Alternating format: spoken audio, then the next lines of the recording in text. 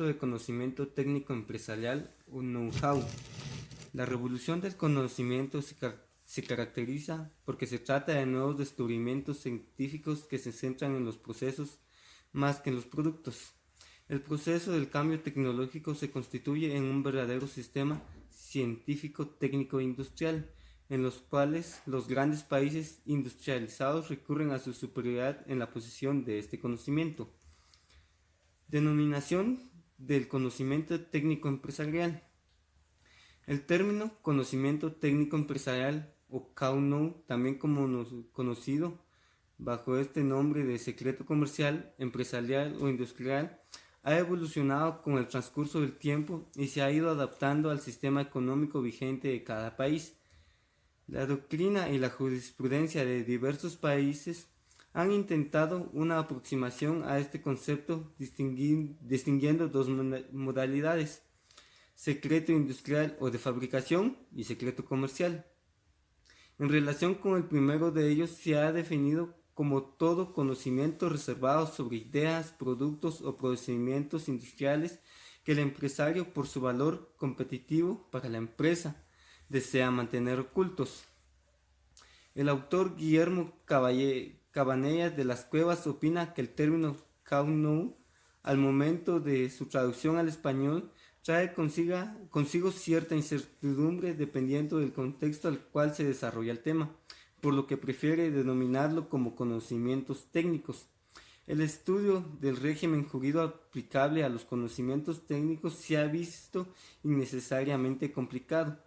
En los países de habla hispana, por la introducción de la práctica comercial y la doctrina de la expresión inglesa, know-how, en la doctrina jurídica contemporánea o moderno, el conocimiento técnico empresarial se encuentra diferentes denominaciones, tales como información secreta, información no divulgada y secretos técnicos empresariales, empleándose todas ellas como sinónimos.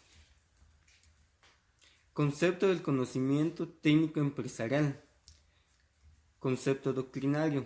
Entre las diversas definiciones doctrinarias se han elaborado del conocimiento técnico empresarial, consideramos pertinente incluir la del autor J.F. Treat, que define como el conjunto de invenciones, procesos, fórmulas o diseños no patentados o no patentables que incluyan experiencia y habilidad técnica acumulada, la que puede ser transmitida preferente o exclusivamente a través de servicios personales. Se define como el conjunto de invenciones, procesos, fórmulas o diseños. Concepto legal. Conforme a lo establecido en el artículo 4 de la Ley de Propiedad Industrial, Decreto 57-2000 del Congreso de la República de Guatemala, el secreto empresarial se define como cualquier información no divulgada que una persona individual jurídica posea, que puede usarse en alguna actividad productiva, industrial, comercial o de servicios, y que sea susceptible de transmitirse a un tercero. Regulación legal. Legislación internacional. A continuación se mencionan los tratados o convenios internacionales a los que Guatemala se ha adherido y que dentro de los ámbitos de la propiedad intelectual tratan del conocimiento técnico empresarial, siendo los siguientes: Convenio de París para la protección de la propiedad industrial. El Convenio de París para la protección de la propiedad industrial fue suscrito el día 20 de marzo de 1883 en la ciudad de París, Francia, y ratificado por 11 países. Dicho convenio entró en vigencia el día 7 de julio de 1884 y a la fecha aún sigue vigente. Respecto de Guatemala, el Convenio de París para la protección de la propiedad industrial fue aprobada por el decreto 11-98 del Congreso de la República y cobró vigencia el 18 de agosto de 1998. Acuerdo sobre los aspectos de los derechos de la propiedad intelectual relacionados con el comercio. En Guatemala, en el marco del acuerdo sobre los aspectos de los derechos de propiedad intelectual relacionados con el comercio, fue aprobado mediante el decreto 37-95 del Congreso de la República, conteniendo los mismos estándares mínimos para la protección y el cumplimiento de los deberes de la propiedad intelectual. Tratado de Libre Comercio entre la República Dominicana, Centroamericana y Estados Unidos. El Congreso de la República de Guatemala, el 10 de marzo del año 2005, ratificó mediante el decreto 31-2005. Legislación nacional.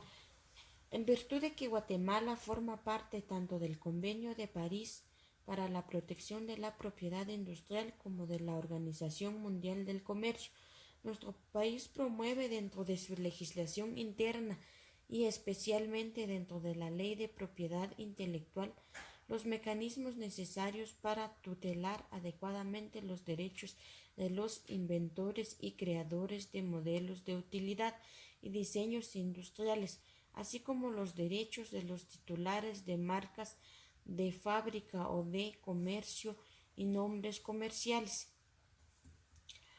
Ley de Propiedad Industrial. La Ley de Propiedad Industrial se encuentra contenido en el Decreto 57-2000. Dicha ley contiene una serie de disposiciones relacionadas con la protección de las creaciones que tiene aplicación en el campo de la industria y comercio. Código Civil. Decreto Ley 106 únicamente trata el tema del secreto industrial en su artículo 1328. Dicho artículo, literalmente copiado, estipulado, si no fuere posible, destruido lo que se hubiere hecho, o si la prestación fuere indestructible por su naturaleza, como la divulgación de un secreto industrial, el acreedor tendrá derecho de exigir daños y perjuicios por la contravención. Código Penal.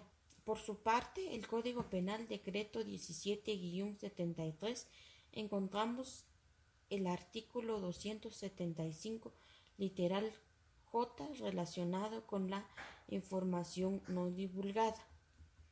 Código de Trabajo.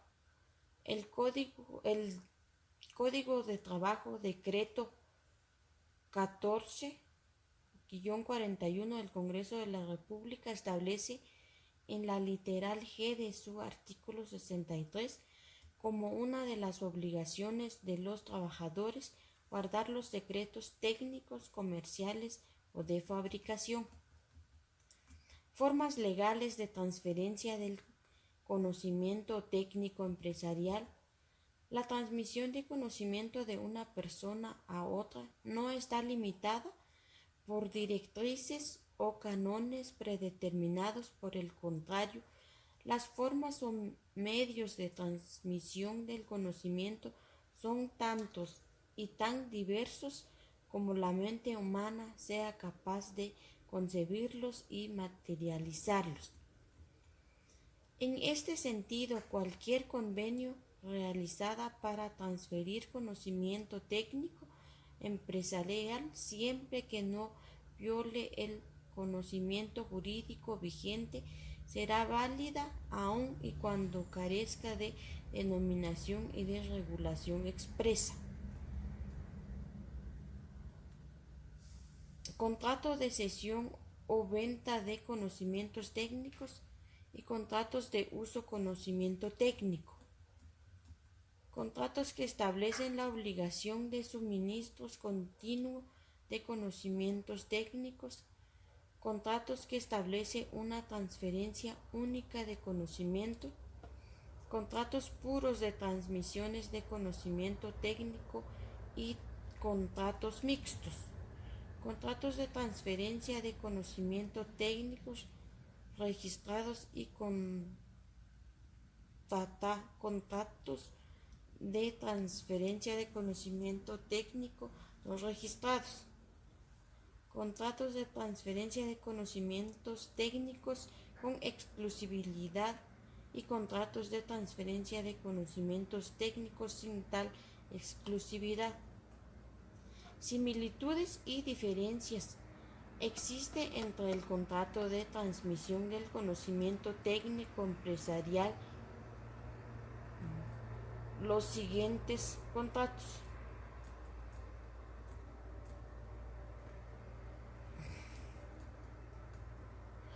Contrato de compraventa.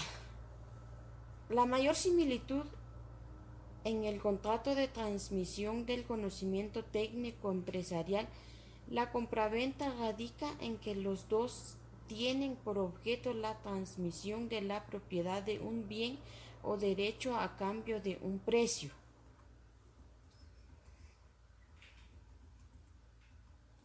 Contrato de sociedad. Las similitudes entre ambos contratos radican en el hecho que la transmisión del conocimiento técnico empresarial puede conllevar la formación de un vínculo societario. Sin embargo, también es posible que el ánimo o fin detrás del mismo no sea un fin común entre las partes, sino más bien sus intereses resulten contrapuestos. Contrato de arrendamiento. La similitud entre el contrato de transmisión del conocimiento técnico empresarial y el arrendamiento radica en el trato sucesivo de la ejecución de la prestación y en la cesión del bien objeto del arrendamiento. Exige renta como contraprestación, mientras que en el contrato de transferencia contraprestación a la constituye el pago de regalías. Buenas noches, licenciada. Continuando con nuestro tema, yo voy a hablar sobre las características del contrato con. La legislación mercantil de Guatemala, incluido el Código de Comercio, no contiene ninguna regulación o mención específica al contrato de transferencia del conocimiento técnico empresarial o con, y por ende tampoco a los actos jurídicos que en torno al mismo pueden celebrarse las personas. Dice que es un contrato bilateral porque se da entre dos personas. Es un contrato principal porque no necesita de ningún otro para surtir sus efectos. Es un contrato innominado o atípico porque es un contrato que no se da en Guatemala, ni está regulado en nuestra legislación. También nos dice que es un contrato complejo. Es un contrato consensual porque se necesita el consentimiento de las partes. Es un contrato conmutativo. Es un contrato constitutivo y es un contrato cuya ejecución puede ser instantánea o de tracto sucesivo. Es un contrato que puede ser paritario o de adhesión. Es un contrato generalmente oneroso, es un contrato de contenido confidencial o secreto, es un contrato instituto personae, es un contrato no solemne o formal. Elementos del contrato. Dice que el contrato de transferencia del conocimiento técnico empresarial o con tiene todos los elementos y requisitos propios de un acto jurídico, los cuales son los elementos personales, elementos reales y elementos formales. En los elementos personales nos dice que los elementos personales del contrato son los sujetos a las partes del contrato. Estas pueden ser personas físicas o personas jurídicas que deben contar con la capacidad de obrar en derecho necesaria para obligarse. La transferencia o licenciante, usuario, licenciatario, elementos reales, los cuales aparecen integrados por los denominados prestación y contraprestación, o sea, la cosa o el servicio objeto del contrato, por un lado, y la entrega a cambio de ello de una suma de dinero u otra cosa por otro. Los elementos formales. En los elementos formales del contrato son el conjunto de signos mediante los cuales se manifiesta el consentimiento de las partes en la celebración del mismo, como ya se mencionó anteriormente, el contrato de transferencia del conocimiento técnico empresarial o con HON no tiene una forma específica requerida por la ley. Están también sus derechos y sus obligaciones contractuales. Como en todo contrato, el contrato de transferencia del conocimiento técnico empresarial o con HON se encuadra los derechos y obligaciones tanto del transmisor como del receptor del conocimiento. Las obligaciones del titular del conocimiento a transferencia del conocimiento consiste en la obligación que tiene el titular de transferencia el conocimiento. B. Exclusividad. Consiste en la obligación del titular del conocimiento de abstenerse de efectuar nuevas transferencias del mismo. C. Entrenamiento o asistencia técnica. El titular del conocimiento puede asumir la obligación consistente en que, al momento de realizarse la transferencia, éste instruya o entrene por determinado tiempo a personal del receptor. D. Realización de mejoras. Si así lo convienen expresamente las partes, el titular del conocimiento puede asumir la obligación de realizar las mejoras relativas al conocimiento transferido, de comunicarlas al receptor y de otorgarle el derecho a beneficiarse de ellas. E. Garantía de resultado. Las partes pueden acordar una garantía de resultado a cargo del titular del conocimiento. F. Saneamiento. Las obligaciones de saneamiento a cargo del titular consisten en la responsabilidad de éste de receptor de los daños y perjuicios causados al receptor. B. Obligaciones del receptor del conocimiento. En términos generales, se señalan las siguientes obligaciones a cargo del receptor del conocimiento. Pago del precio. La obligación principal a cargo del receptor del conocimiento es el pago de una retribución o precio a cambio del conocimiento que se le transfiere. Está la confidencialidad, en virtud de que el receptor de la información tendrá acceso a información considerada secreta, privilegiada y confidencialidad del titular. Se hace necesaria que el receptor se comprometa mediante un pacto y bajo un intrínseco código de ética profesional no divulgar a terceras personas por ningún medio ni de cualquier modo los conocimientos recibidos del titular.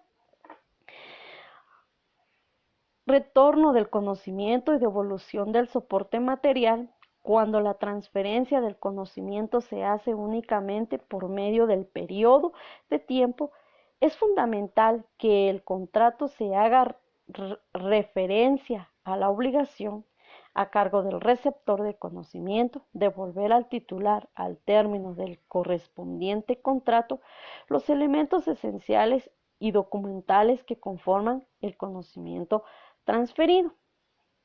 Tenemos también lo que es la territorialidad. Es usual incluir en el contrato de conocimiento una provisión mediante la cual se limita o circunscribe la utilización del conocimiento de un determinado de territorio. Solamente gracias.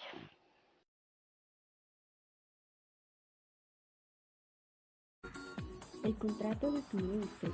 Este es aquel en donde existe una parte llamada suministrante quien se obliga mediante un precio a realizar en favor de otra persona llamado suministrado una serie de prestaciones periódicas y continuadas de mercaderías o servicios. Las prestaciones periódicas serían, por ejemplo, que un industrial de muebles se obligara a entregarle a un intermediario una cantidad de bienes al final de cada mes, conforme un plazo pactado. Estas prestaciones continuadas se darían en el suministro diario de energía eléctrica o el servicio de lavandería que un comerciante le prestara en forma continuada a un hospital. Este tipo de contrato es tratado como una modalidad de compraventa y se estudia dentro de esta. Sin embargo, en el derecho guatemalteco está tipificado como un contrato autónomo. Este se encuentra regulado por los artículos 707 al 712 del Código de Comercio.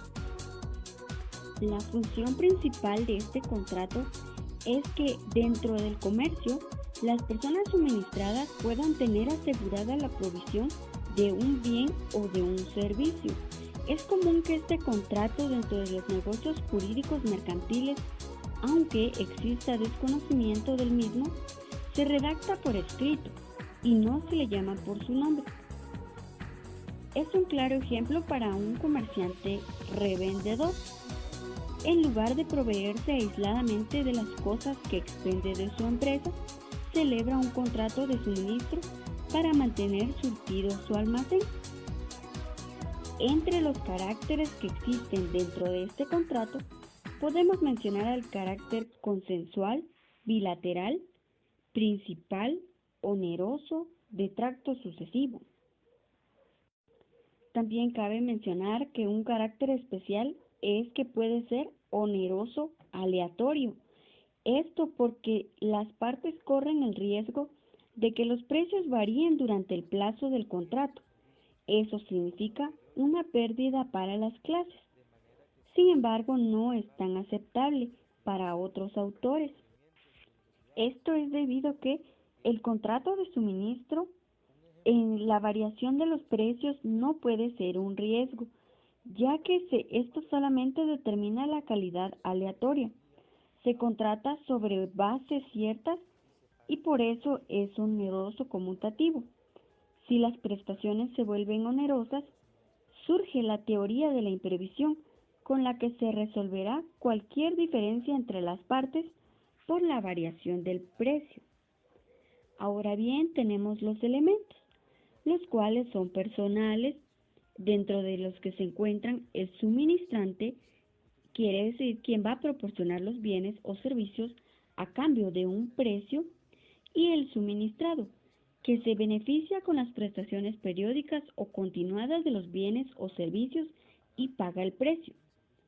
Dentro de los elementos formales, no existe ninguna formalidad especial. Sin embargo, según la organización de la empresa, puede constar en documentos prerredactados, a menos que lleve aparejada una garantía prendaria o hipotecaria, en cuyo caso deberá constar en escritura pública. Pero estos casos no son muy frecuentes. A veces no se realiza ni siquiera por escrito. En el elemento real, aun cuando decir cosas muebles es una tautología, los términos que usa la ley para designar el objeto real de un contrato de suministro son las de cosas muebles o servicios, ya que su entrega se hace mediante prestaciones periódicas o continuadas que puedan estar cuantificadas en el contenido del contrato, ya sea por una cantidad específica o fijando un mínimo o un máximo en donde puede oscilar el monto de las prestaciones. Cabe mencionar que es el suministrado el que tiene el derecho de fijar esta cuantía. El siguiente elemento real de este contrato es el precio, y esto se da cuando las prestaciones son periódicas. Se va a determinar y se paga con relación a cada una, de forma separada. Si son continuadas, se va a calcular sobre la base de un periodo.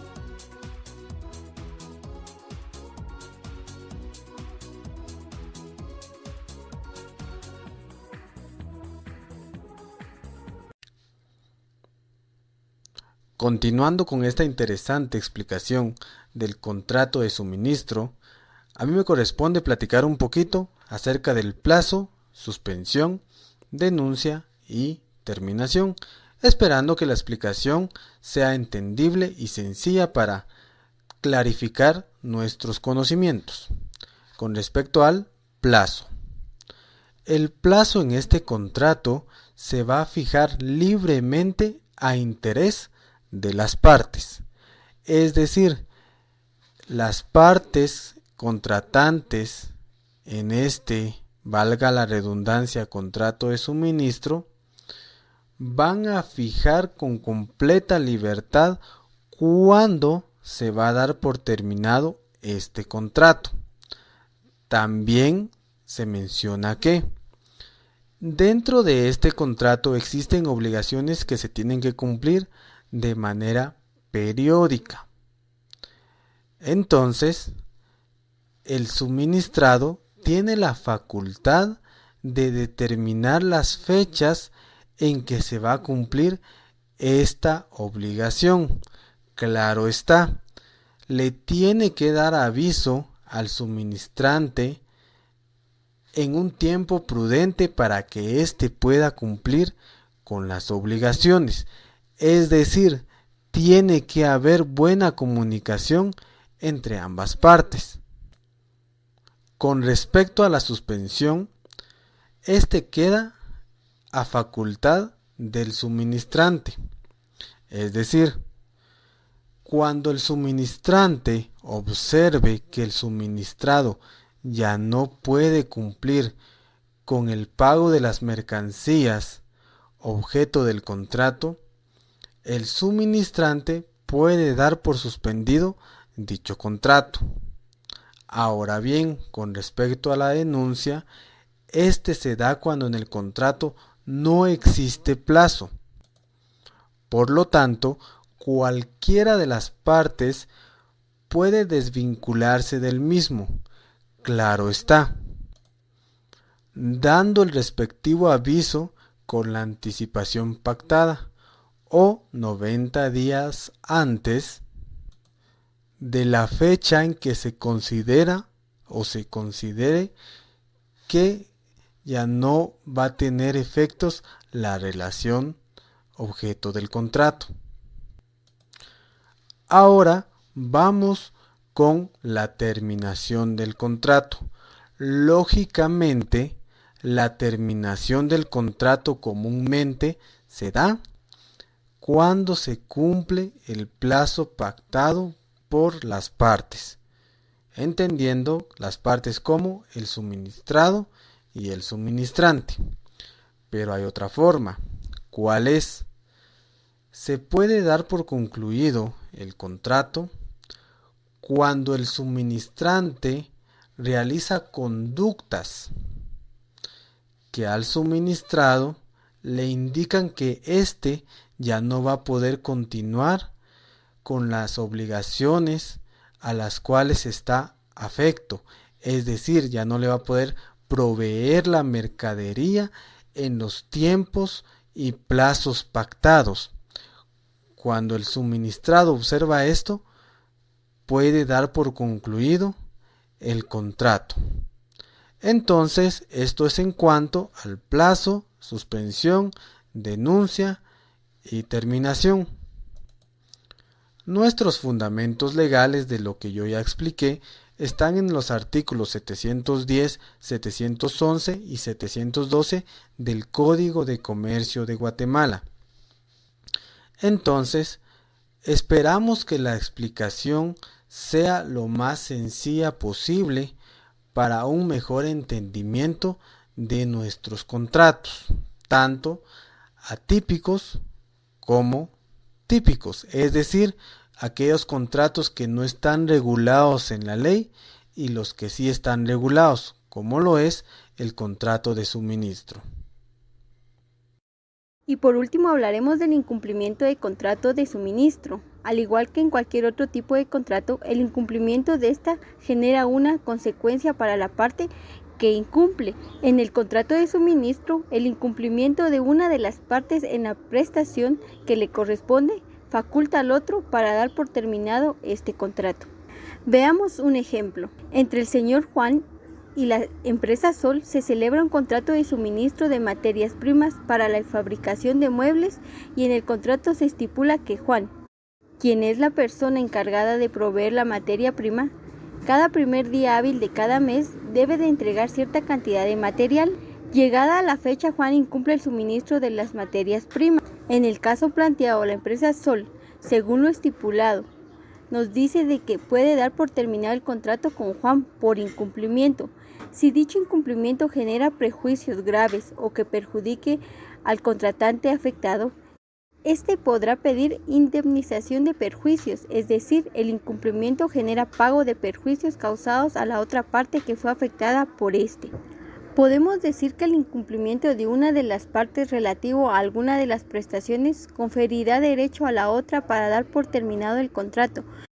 En ningún caso el que efectúa el suministro podrá poner fin al mismo, sin dar aviso al consumidor como se prevé en los artículos del Código. El incumplimiento de contrato genera indemnización por prejuicios, pero estos deben de ser probados, tasados o cuantificados. Esta es la manera anormal de terminar un contrato, ya que el contrato de suministro, como cualquier otro contrato, se termina cuando expira el plazo que se acordó. Pero ¿qué pasa si no se acordó un plazo o término de duración del contrato? Cualquiera de las partes podrá dar por terminado el contrato en cualquier momento, pero con previo aviso a la otra parte, aviso que debe ser notificado dentro de un término razonable, según la costumbre o el acuerdo a la naturaleza de los bienes o servicios suministrados.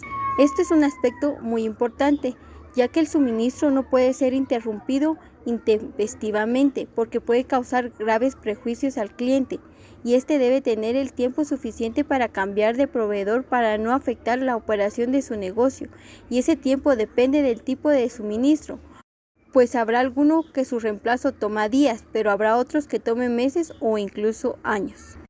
Y en conclusión podemos decir que este contrato está diseñado para que una parte suministre a otra productos o servicios de forma continua. Y esto es todo lo relativo al contrato típico y atípico que nos corresponde. Muchas gracias.